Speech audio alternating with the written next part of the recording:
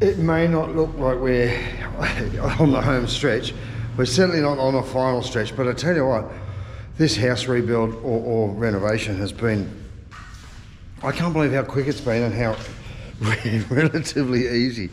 The guys that we've got are well-known old school builders, and they've done such an incredible job just to put it all together. And we've told them our budget's tiny and to do whatever you can to recycle, and they've done everything. They've reskinned doors and they've just recycled everything they possibly can to do the job well, but at a bloody good price. I'm just amazed how well they've done it. It's just stunning, and how quick they just jump in and do it. But they don't have the council approvals and the processes and stuff, and it is just a reno. It's not anything really major, and they've still got a little bit to do. But I tell you what, the stuff that they've already done is just outstanding. We've got the bathrooms all but finished. Yeah, the place is a mess, but that's what happens in the middle of a road. But look at this. So here's our new bathroom. There's our hot water service up here. The toilet was up here. It was one of those long drops. We've got a shower area there with a bit of a step. The toilet's going to sit right here. The hand base is going to be there. There's your power. And it's looking beautiful. These granite tiles are just lovely. I love them. Nice light floor and just a nice slate grey. They're going to fill the roof in, but they're going to keep the skylight there as well. So look, and even the work they've done with the tiles around the front here for the door and stuff just looks just bloody great. I think the last thing I saw him was hand making a new door for it, because the old door that came out was not going to fit because they raised the floor and stuff up. Besides that, they're still working on a ceiling. We've got some more work to do at the top of the kitchen, and we look. I've decided I'm going to try cement tiles or cement top for the kitchen benches. So I've got it all marked out here on the floor in masking tape. I know where the stove's going to go, and the fridge will sit there, and we've sort of planned it out as much as we can. That's where the cables are gone. So I've got my gas pipes for the hot water service will go in under the sink here. That's the double sink is going to sit there in the middle. We'll just have like a pantry and stuff up there. So look, there's only so much you can do with an old house. And I've got to keep reminding myself, this is not my house. I'm renting it, but I'm renting it for a good 5 years. And we've asked if we can extend that beyond that, and even asked if it's possible, would he consider selling it to us down the track? Because once you make it yours, you really don't want to lose it all. But the one thing I'm doing is I'm making sure the bathroom's nice and comfy. The kitchen's going to be nice. And then I'm doing another kitchen outside. Now this sounds a little bit excessive, but Fee runs a school canteen just up around the corner, and she's up till about 10 o'clock every night preparing batches of chicken and rice and stuff like that. So instead of her using the house kitchen and sort of getting all of the big pots and the pans, because she'll do 5 or sometimes 10 kilos of chicken in a night and bone it all out manually and stuff like that. So we're going to make a big semi-commercial kitchen for her out the back. Let's come out here through Jono's room. So we've got this beautiful big back area where the other rooms are, and I've actually been starting to make up some metal frames. And for this one, I'm going to do tiles, because I figure, look, I want something that we can be used as a bit portable. I've got some little adjustable feet on the bottom with some bolts and stuff. So, because the floor, it's going to go in this area here, and that's not very level. But we're going to have one bench on either side. Probably put the stove in the middle.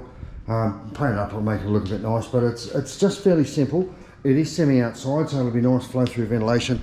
A lot of kitchens and a lot of even bathrooms and stuff out here are outside, because you don't want it to be too stuffy to get horrible. So that's where I'm at the moment.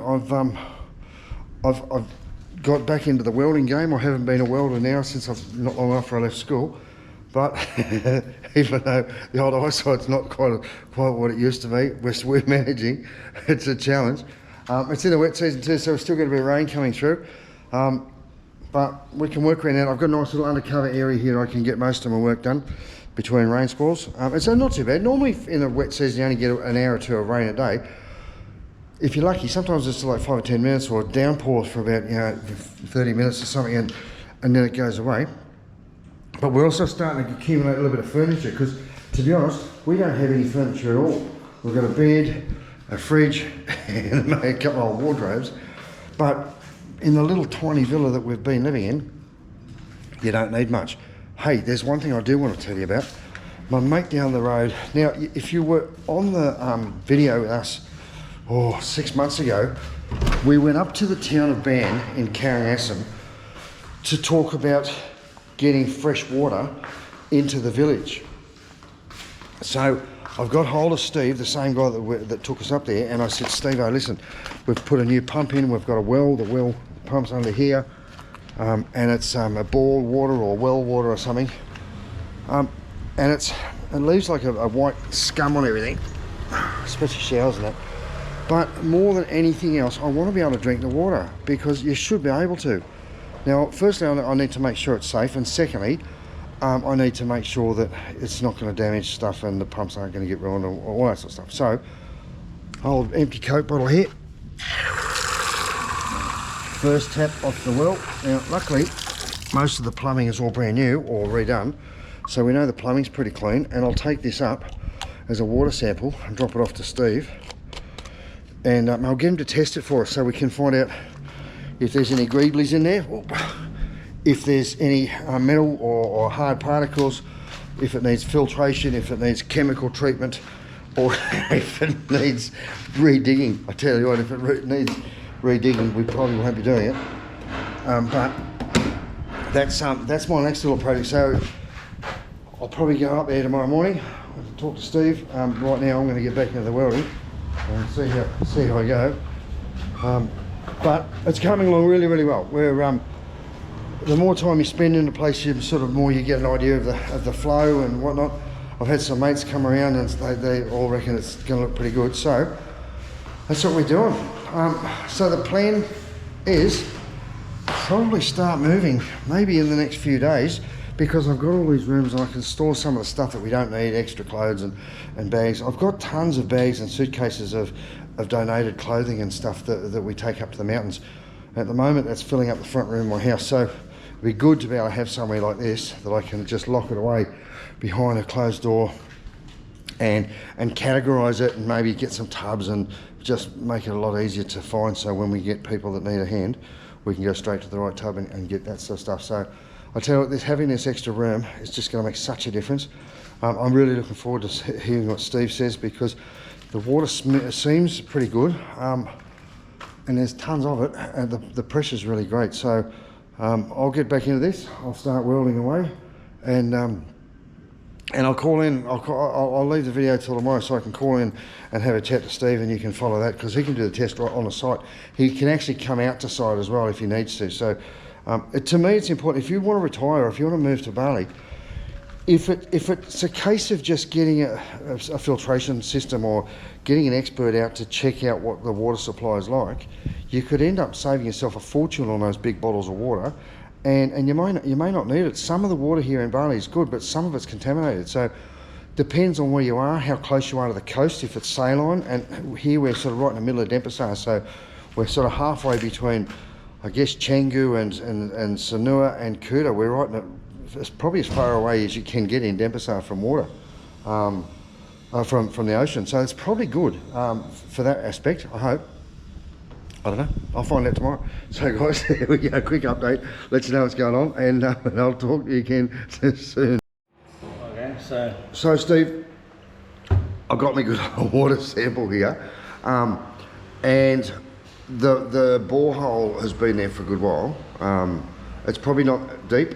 But it doesn't stink, it doesn't seem to be terribly bad, there's no scum or whatever that I can see, and the pipes are just about brand new. So I thought, if we've got a good chance of having decent water, I'd rather start now and then put filtration and stuff on it. Have you run the bore for a while? Yeah. Okay. So it's been running for a good while.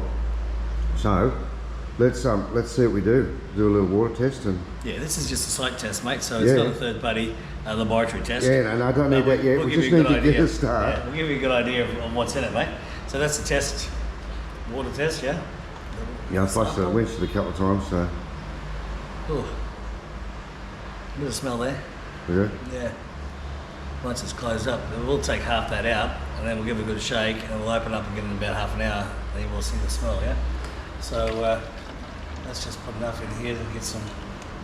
So what we're doing now, we'll do a TDS, which is total dissolved solids. Okay, so TDS will tell you the total dissolved solids. If it's under 500, it's okay. It's class is good. If it's over 500, it's called brackish. So and does that depend on how far you are from the coast, or? It depends on a few things. On the depth sometimes.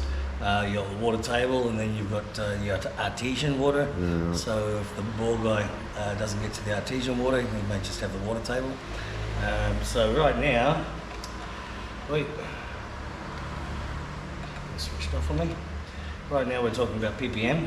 Can you see that? Okay, 331 ppm, 32.5 degrees Celsius. So that's not bad. 2 seconds. It's a bit fancier than our pool test kit though. A bit yeah. So what we're doing here, we're looking for, we've got free chlorine, if I can stop shaking. Free chlorine on the top. We've got to give it about 30 seconds, so we'll just wait for a little bit. We've got pH. So the bottom line as it stands now, would you drink it? It's not bad. I wouldn't drink it right now, not without filtration, not without the ClO2. Yep. Yeah. Generally, the tap water here in Bali is not drinkable.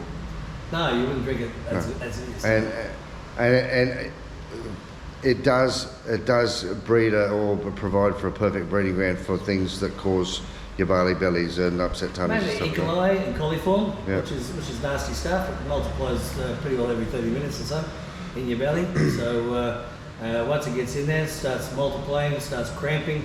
You think it might have been a restaurant before. You thought it could be just from the shower, the water dropping in your mouth after the bacteria is spawned in the piping. It could be from the water in a restaurant, from the water anywhere really. You can't pinpoint it. You can't blame the restaurant every time the night before. The funny thing that I get too is you go to a restaurant, they've all got these water stations, these hand cleaning stations, but they've all got contaminated water. So they're asking you to wash your hands at a hand cleaning station with contaminated water. Yeah. So you know, if that water itself has dirty pipes, or it's got bacteria or something living in the water, well, you're going to rinse the soap off the hands with more dirty water. Then they want you to use a liquid alcohol sanitizer. So is it difficult, and is it therefore expensive for just a domestic house, say in my situation, to be able to provide out of the tap fresh drinking water? Oh no, 18 million for a complete setup. That's with your a normal system, which is your PVDF 0.02 micron filter, a dosing pump which is hooked up to your pressure pump, and your ClO2 for the month. 18 million. We do top up the ClO2 when it's down. For 2 people, maybe that's going to cost you $85,000, $7 or $8 a month. For a peace of mind, it's not a lot of money. What you're telling me, for a relatively low cost, hotels and restaurants and pubs and commercial premises in Bali have the facility to be able to make their own clean ice. They have the facility to be able to wash the dishes in clean water, and you can wash your hands in sterilised or but sterilised clean water. Okay, so they're bringing the water to the house. Now it's up to us to clean the water from the PDAM into the house. Yeah, right. Okay, and we can do that. Because they don't do fluoride and stuff over here, do they? No, fluoride's not good for you anyway. Yeah. There's a lot of people talk about that in Australia. Yeah, they used to put fluoride in Australia, but then they realised it's not real good for you. But it's our job. It's my goal is to bring fresh drinking water. Not just drinking water. I mean, if you clean the water into a house and you've got a disinfectant running there all the time that you can drink, yeah. So it's not just cleaning the pipes; it goes down the drains. It cleans the drains. It's active for 72 hours, right? So it goes down the drains, it cleans all the drains. So then when you're cleaning the floors, you've got disinfected water, you're cleaning the floors with straight away. You're washing your clothes, you're going to get a nice white wash. You're not going to get grey whites when they come out. Yeah. You know, and so it's not just drinking water. I'm creating a whole healthy environment for a house, Yeah. For a villa, for a restaurant, for hotels. We can do them as big as 1 million litres. No problem. A lot of places don't need RO systems and they're very expensive. All they need is the right filtration and the right disinfection. So the best way is just give you a call. You'll Yeah, come sure. over, do a test. I'll do a test, site test for free. Once no you know problem. from there, you can work on what needs to be done. Yeah, no problem. Yeah. Easy as well. There we go. We got Ubud today. He's off to Ubud. Last night I was trying to get hold of him and he was over in Sanoa. He's a busy man, but... Cheers, buddy.